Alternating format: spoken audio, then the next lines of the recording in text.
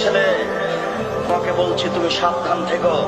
তুমি যে এখন স্কুলে এসে বলছো, এই ছেলেরা, এই মেয়েরা, আগামীকাল তোমরা ফুল নিয়ে আসবা, পায়ের জুতা খুলে দিয়ে বরকতের কবরে ফুল চড়াতে হবে। তোমার মাস্টার ডিগ্রিকে কবর দিতে এসেছি, তুমি মনে রেখো।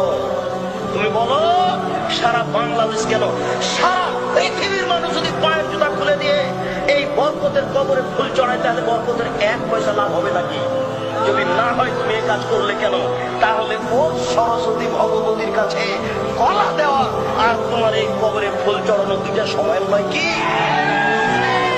তুমি মুসলিম, তুমি মুসলিম, তুমি চিরনবীর, তুমি মরণকে করো না ভয়।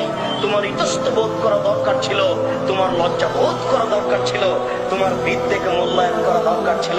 তুমি বেশি না পারলে তুমি ঘুরে দাঁড়াতে, ছি ছি এ কাজকে করে এ বলে তুমি ঘুরে দাঁড়াও। বাঁচার পথ আছে। তুমি শিক্ষক হয়ে কাজ করো কি করে? সারা পৃথিবীর মানুষ যদি পায়ের জুতা খুলে দিয়ে ফুল চড়াই, বরকতের 1 পয়সা উপকার করতে পারবে না। যদি সেদিন তুমি বলতে, এই ছেলেরা শোনো, তারা জীবন দিয়েছে, তারা রক্ত দিয়েছে, তোমরা একটু তার জন্য ক্ষমা চাও। তোমরা বলো, আল্লাহ এদেশের ভাষাকে টিকানোর জন্য বরকত জীবন দিয়েছে, তোমার দরবারে ক্ষমা ভিক্ষা চাচ্ছি। সে মানুষ, বরকত মানুষ, মানুষ, তার কোনো ভুল ত্রুটি থাকতে পারে।